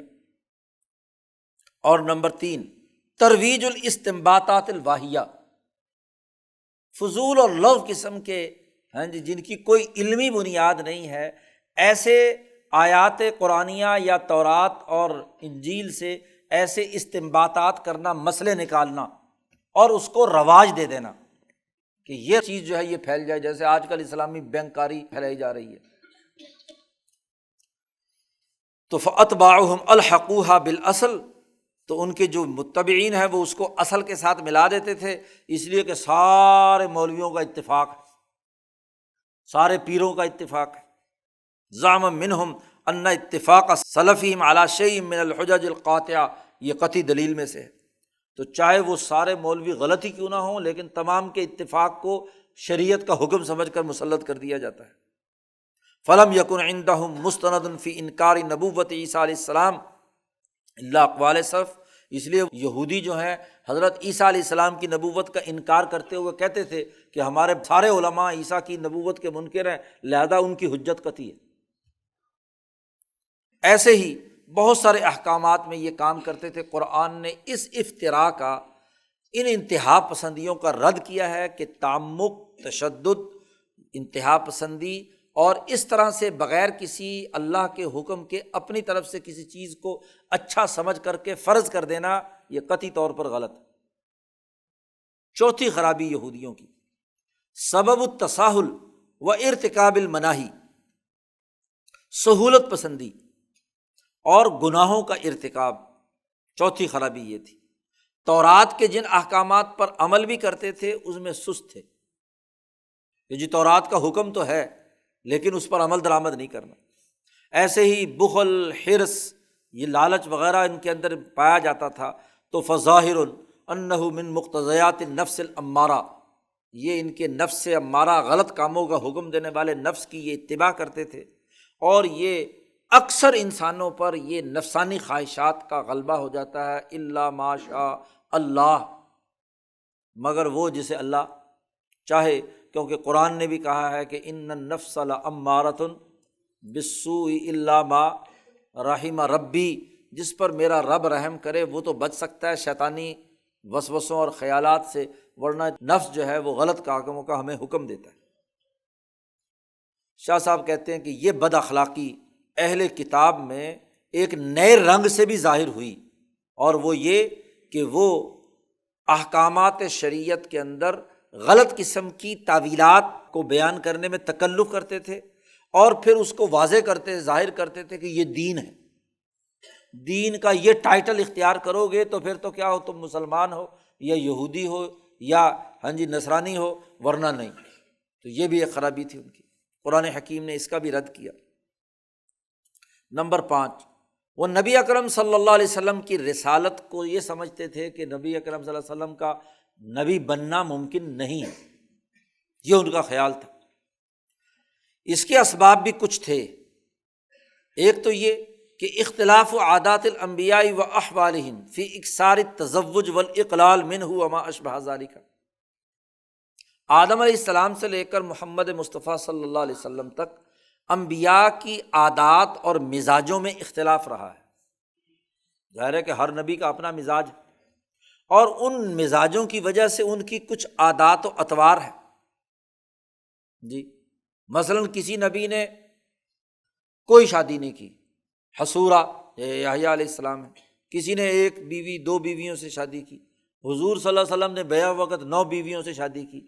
تو شادی کا مسئلہ زیادہ یا کم، یہ افراد کی مزاج کی بنیاد پر ہے۔ حضرت محمد مصطفیٰ صلی اللہ علیہ وسلم کا جسمانی وجود تو 70 مردوں کی طاقت رکھتا تھا، اور 70 مردوں کی طاقت کی مناسبت سے تو 70 بیویاں تو ہونی چاہیے تھی حضور کی، لیکن حضور نے اس کے باوجود اپنے ضبط نفس کے تحت 9 بیویوں سے باقاعدہ ایک وقت میں آپ نے نکاح کیا۔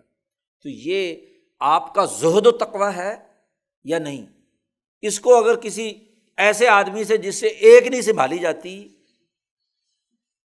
یا 4 نہیں سنبھالی جاتی، اس کے مقابلے میں لایا جائے تو اس کے نزدیک تو وہی مصیبت ہے۔ اب وہ کیا اعتراض کرتے تھے کہ جی دیکھو جی یہ انہوں نے 9 بیویاں رکھی ہوئی ہیں، وہ جو نبی جو ہوتا ہے وہ تو پاک صاف ہوتا ہے، اس کو تو شادی کی ضرورت نہیں، کیوں؟ وہ کوئی فرشتہ ہوتا ہے؟ جی تو اوٹ پٹانگ قسم کے ایسے اعتراضات کی بنیاد یہ حضور کی نبوت کا انکار کر دیتے۔ یا ہر نبی کی شریعت اپنے دور کے حالات اور تقاضوں اور زمانے کی ضروریات کے مطابق ہوتی ہے۔ تو چونکہ یہودی پرانی بات پر قائم ہے، فرقہ وارانہ ذہنیت پر، دور کے تقاضے کو نہیں سمجھ رہے، تو حضور کی بات کو سمجھنے کی صلاحیت بھی ان میں اس سے بھی وجہ سے بھی انکار کر دیتے۔ ایسے ہی اللہ تبارک و تعالیٰ کا انبیاء کے ساتھ معاملہ بھی مختلف رہا ہے۔ موسیٰ کلیم اللہ ہے جی، عیسیٰ علیہ السلام روح اللہ ہے یا کلمت اللہ ہے، اور نبی اکرم صلی اللہ علیہ وسلم اللہ کے محبوب ہیں، اور ابراہیم خلیل اللہ ہے وغیرہ وغیرہ۔ ہر نبی سے اللہ کا معاملہ اس وقت کے معروضی تقاضوں یا حالات کے تناظر میں مختلف رہا ہے۔ تو ان کا جو موسیٰ علیہ السلام کے ساتھ ایک تعلق یہودیوں کا بنا ہوا تھا، تو وہ حضور کے مزاج کے مطابق حضور کی بات کو قبول کرنے کے لیے تیار نہیں ہو رہے تھے۔ پھر ایک اور بات بھی حضور کے انکار کی یہ بھی وجہ تھی کہ ان کا خیال یہ تھا کہ یہ جو آخری نبی ہے یہ ہم بنی اسرائیل میں سے آئے گا، لیکن وہ جو آخری نبی ہیں وہ بنی اسماعیل میں سے آ گئے جی، حالانکہ باقی تمام جمہور انبیاء جو حضور سے پہلے آئے ہیں وہ بنی اسرائیل میں سے تھے۔ تو انہوں نے کہا کہ جی دیکھو جی، ہمارے قبیلے میں سے چونکہ نبی نہیں آیا، یہ دوسرے قبیلے میں سے آ گیا، تو اس بغض کی وجہ سے حضور صلی اللہ علیہ وسلم کی نبوت کا انکار کر دیا۔ اسی طرح کے کچھ اسباب تھے، تو قرآن نے اس کا بھی رد کیا، ان کے شکوک و شبہات دور کیے، ان کی باقی جو امور جو سوالات تھے ان سوالات کے جوابات دیے۔ پھر یہاں ایک اصولی گفتگو شاہ صاحب نے کی ہے کہ والاصل فی حاضل مسئلہ، مسئلہ نبوت میں اصول یہ ہے کہ ان النبوۃ کائنۃ لاصلاح نفوس الناس و تہذیب عباداتہم و تعدیل عاداتہم لا لانشاء اصول البر والاسم۔ پہلی بات تو یہ سمجھ لو کہ نبوت کوئی نئے اصول گھڑنے کا نام نہیں ہے۔ کوئی نبی آ کر نئے اصول بر و اسم نہیں بناتا۔ قرآن نے خود کہہ دیا کہ قل ما کنت بدعا من الرسل، آپ کہہ دیجئے کہ میں رسولوں میں کوئی نئی بدعت یا نئی بات لے کر نہیں آیا۔ اصول وہی ہیں، شرع لکم من الدین ما وصی بہ نوحا، باقی انبیاء کی فہرست بیان کی قرآن نے کہ تمہارے لیے بھی وہی شریعت ہم نے لازمی قرار دیا جس کا حکم ہم نے نوح کو دیا تھا، ابراہیم کو دیا تھا، موسیٰ کو دیا تھا، عیسیٰ کو دیا تھا، وہی شریعت تمہارے لیے ہے، کوئی نئی بات تمہیں نہیں دی گئی۔ تو اصول البر والاسم نبی نہیں بدلتا، وہ آدم سے لے کر حضور صلی اللہ علیہ وسلم تک برابر ہے۔ کیوں؟ انسانیت ایک ہے تو اصول بھی کیا ہوں گے؟ ایک ہوں گے۔ نبی کیا کرتے ہیں؟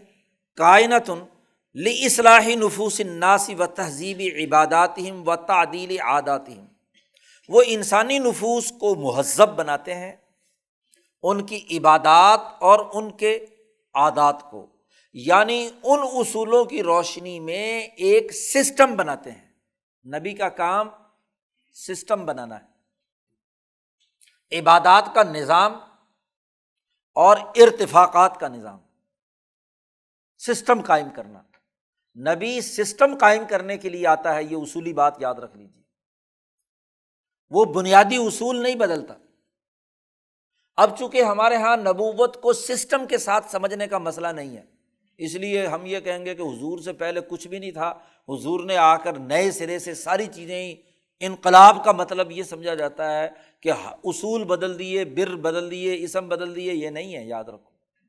انقلاب کا مطلب یہ ہے کہ وہ جو غلط سسٹم بنا ہوا تھا اس سسٹم کو توڑ کر اصل اصول البر والاسم پر نیا نظام بنانا، سسٹم بنانا۔ اور سسٹم کسے کہتے ہیں؟ کسی بھی کام کرنے کا طریقہ کار اور پروسیجر متعین کر دینا۔ مثلا طہارت، تو طہارت کا سسٹم بتلا دیا حضور نے، کیا کہ پہلے ہاتھ دھونے ہیں، پھر ناک اور منہ میں کلی کرنی ہے، ناک صاف کرنا ہے، پھر چہرہ دھونا ہے، پھر کیا ہے بازو دھونے ہیں، پھر مسح کرنا ہے، پھر پاؤں دھونے ہیں۔ تو اسے کہتے ہیں نظام وضو، وضو کا سسٹم۔ اور یہ وضو کب کرنا ہے؟ حد سے اصغر لاحق ہو جائے تو وضو ہوگا، اور حد سے اکبر لاحق ہو جائے تو پھر پورے جسم کو دھونا ہے۔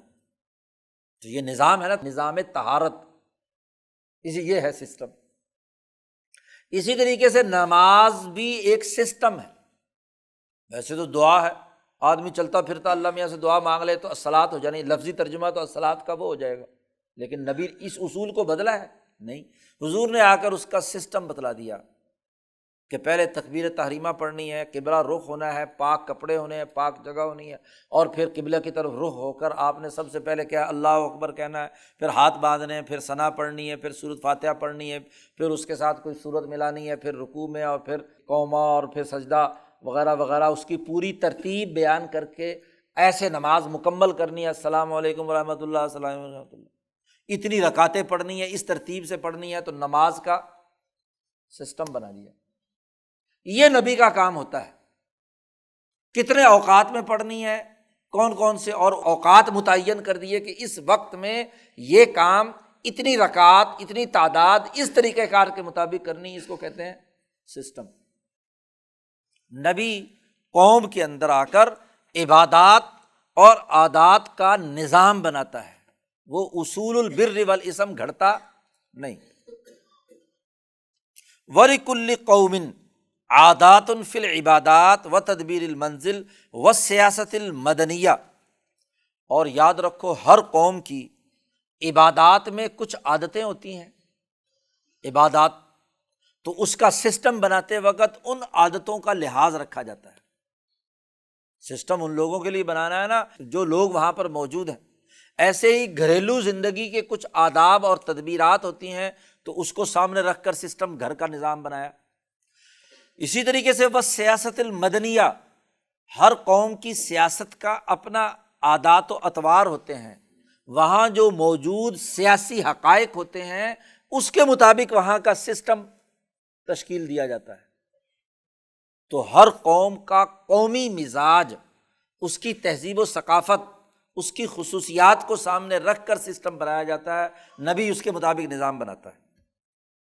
اسی لیے عربوں میں جہاں جہاں عرب علاقے فتح ہوئے وہاں عرب گورنر مقرر کیے، اور ایران فتح ہوا تو اس کا گورنر کسے بنایا؟ سلمان فارسی کو، جو وہاں کے لوگوں کا مزاج جانتا ہے، جو انہی کا نمائندہ ہے، قومی جمہوری نقطہ نظر سے وہی وہاں کردار ادا کر سکتا ہے، اس کو وہاں پر اپنا حکمران بنایا۔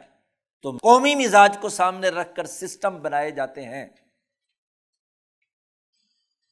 یہ بات شاہ ولی اللہ صاحب کی بڑی زبردست ہے، اور اگر یہ سمجھ میں آ جائے تو مولانا سندھی کی ساری بات سمجھ میں آ جائے گی۔ جن مولویوں کو نیشنلزم سمجھ میں نہیں آتا نا، ہاں جی، تو اس اصول کو سامنے رکھو تو نیشنلزم خود بخود سمجھ میں آ جائے گا۔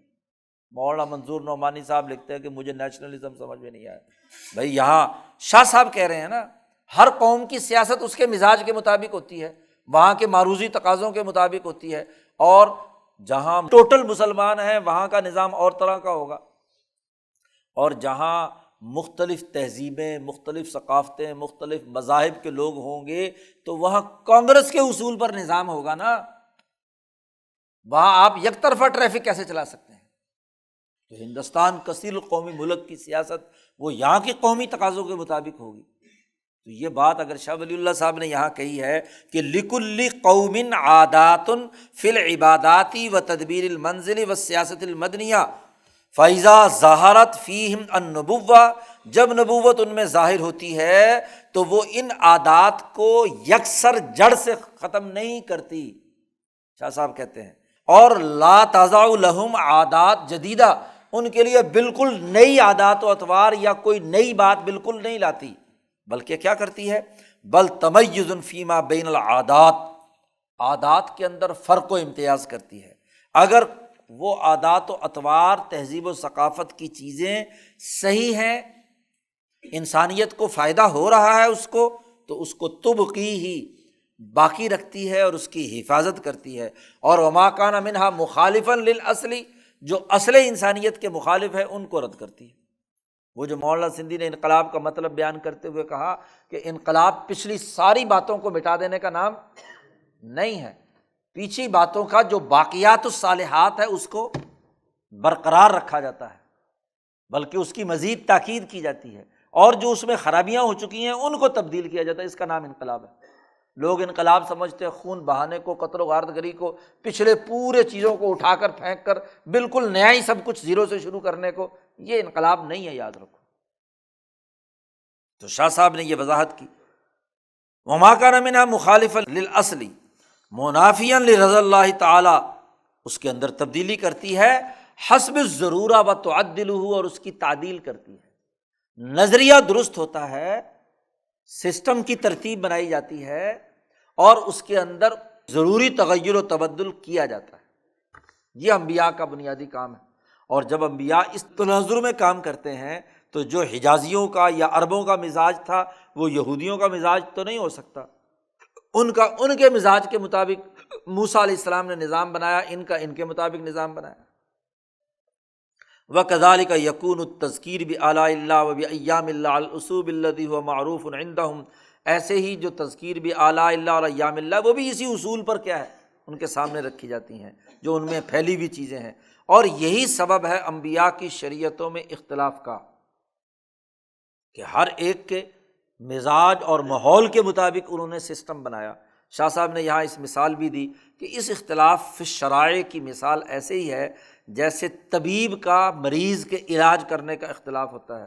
شاہ صاحب کہتے ہیں کہ جب مریضوں کا علاج کرنا ایک طبیب کی بنیادی ذمہ داری ہے، تو مثلاً ایک مریض کو وہ یہ کہتا ہے کہ تم ٹھنڈی غذا کھاؤ اور ٹھنڈی دوا پیو، شربت پینے کا اسے حکم دیتا ہے، اور دوسرے مریض کو کہتا ہے کہ تم گرم غذائیں کھاؤ اور گرم پانی پیا کرو۔ اب طبیب کا، ہر حکیم کی غرض کیا ہے؟ دونوں کو صحت مند بنانا، دونوں کا علاج کرنا، ان کے مزاج کی اصلاح کرنا، ان کے جسم میں جو غلط اور فاسد مادے ہیں ان کو نکالنا، اس کے علاوہ تو اور کچھ نہیں نا۔ اب ایک کے اندر ایک طرح کی بیماری ہے تو اس کے لیے ایک طرح کا علاج ہوگا، دوسرے کے اندر دوسری طرح کی بیماری ہے تو اس کے لیے دوسرا علاج ہوگا۔ یا یہ کہ ممکن ہے کہ طبیب اور حکیم صاحب ایک علاقے کے لیے ایک ادویہ اور اغذیہ بیان کریں اور دوسرے کے لیے دوسری بیان کریں، تو ہر منطقے کی غذا اور ہر علاقے کی دوا مختلف ہوگی۔ اس لیے آج بھی میڈیکل سائنسز میں یہ جو دوائیوں کے، میڈیسن کے جو فارمولے ہیں، یہ اس کے مطابق ہوتے ہیں جو وہاں کا مزاج ہوتا ہے۔ ہر ملک کا فارماکوپیا اپنا الگ ہوتا ہے۔ برطانیہ کا برطانیہ کے مزاج کے مطابق ہے، یورپ کا اپنے مزاج کے مطابق، امریکہ کا اپنے مزاج کے مطابق، آسٹریلیا کا اپنے مزاج کے مطابق، ہندوستان کا اس بر عظیم پاک و ہند کے مزاج کے مطابق۔ لیکن پاکستان ماشاءاللہ ایسا ملک ہے کہ دوائیاں ساری امریکی اور برطانوی فارماکوپیا کے مطابق بناتے ہیں اور بیچتے ہیں، جبکہ وہ علاقے ٹھنڈے، وہاں جتنے کیمیکل ہیں گرمی پیدا کرنے کے لیے ہیں، تاکہ ان کو ٹھنڈک کی وجہ سے جو امراض ہیں ان کا علاج ہو۔ اور پاکستان کا اکثر حصہ کیا ہے؟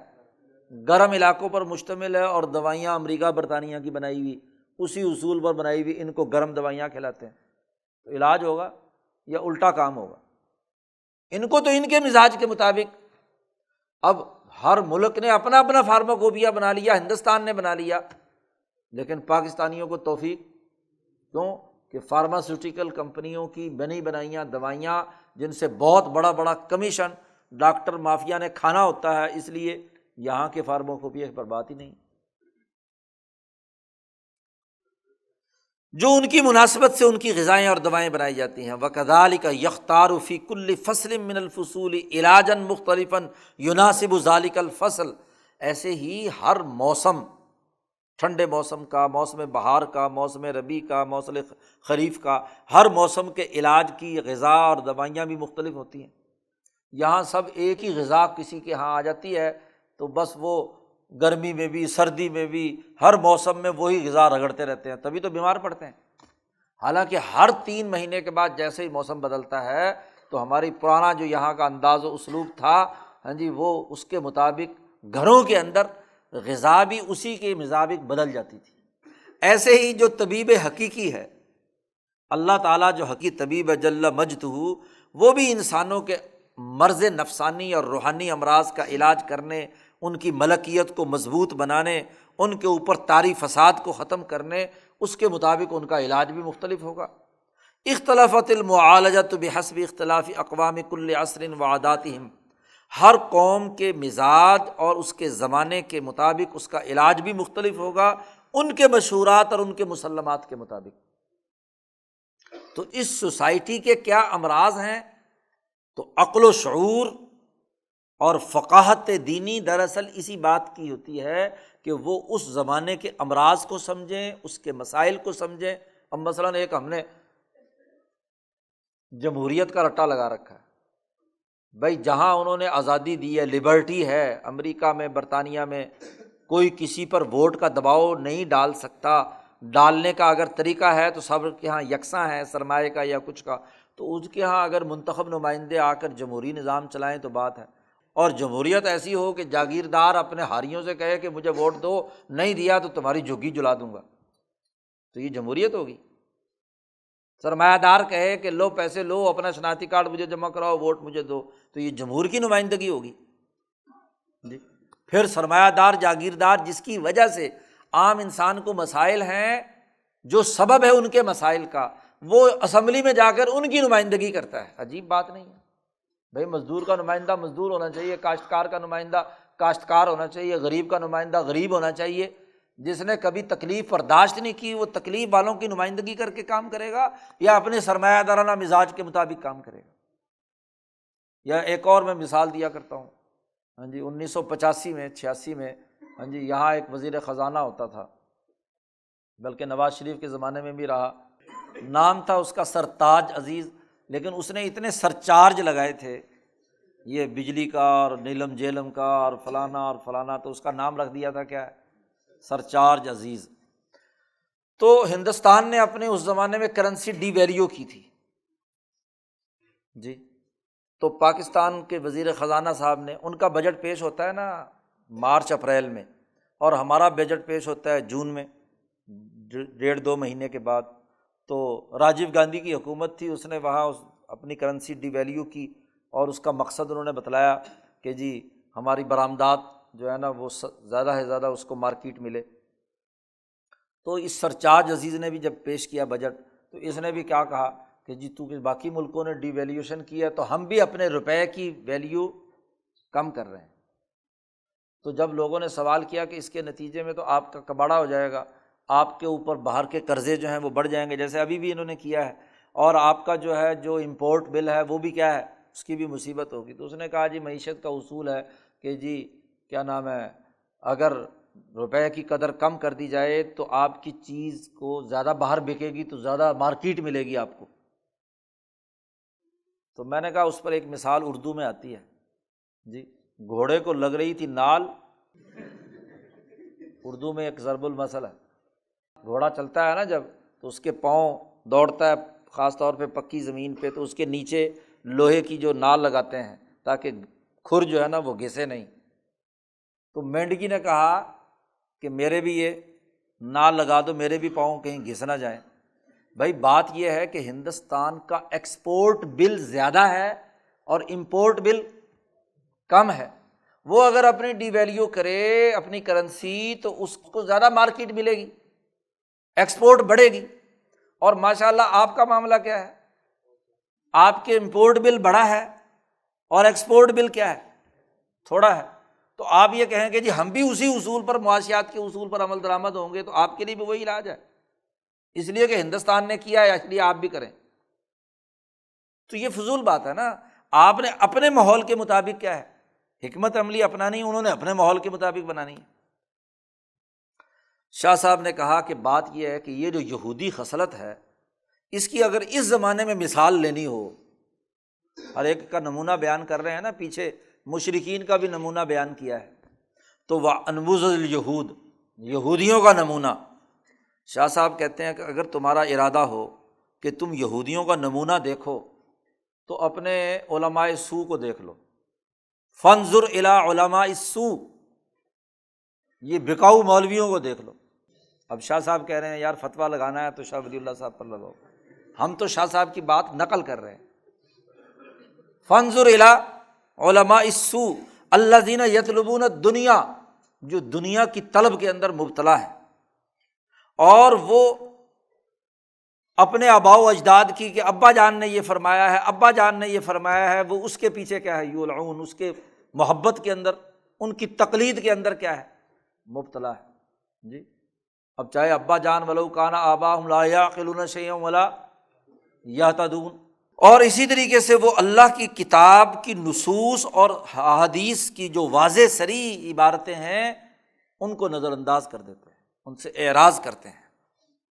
اور ان علماء سو کا ایک مرض یہ بھی ہے کہ یستندون الی تعمق عالم و تشددہ، ہاں جی، کسی عالم کی جو انتہا پسندی اور اس کی تنگ نظری ہے اس کو سند بنا کر اسی کے ساتھ چمٹ کر رہ جاتے ہیں، حالانکہ ان علماء کی بات ماننی چاہیے جو انتہا پسند نہ ہوں اور جو تشدد پسند نہ ہوں، جن کے اندر وسعت اور انسانیت کے فلاح اور بہبود کی سوچ موجود ہو، اس کے بجائے انتہا پسند مولویوں کی، فرقہ پرست مولویوں کی سند بنا کر ان کے پیچھے چلیں گے۔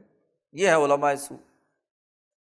او الی استحسانہ، اور ایسے کسی انتہا پسند عالم کی کسی پسند کی ہوئی بات کو قبول کر لیں گے۔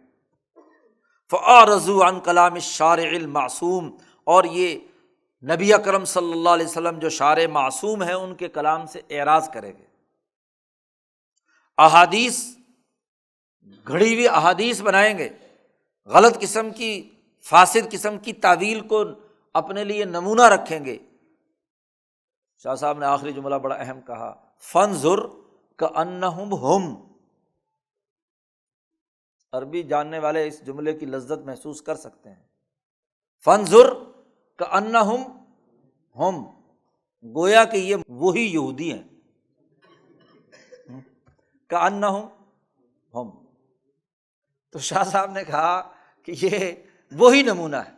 تو یہ یہودیوں کا تذکرہ اور یہودیوں کے بارے میں قرآن حکیم نے جو تجزیہ کیا ہے اس کی تفصیلات شاہ صاحب نے بیان کر دی۔ کل انشاءاللہ عیسائیوں پر بات ہوگی۔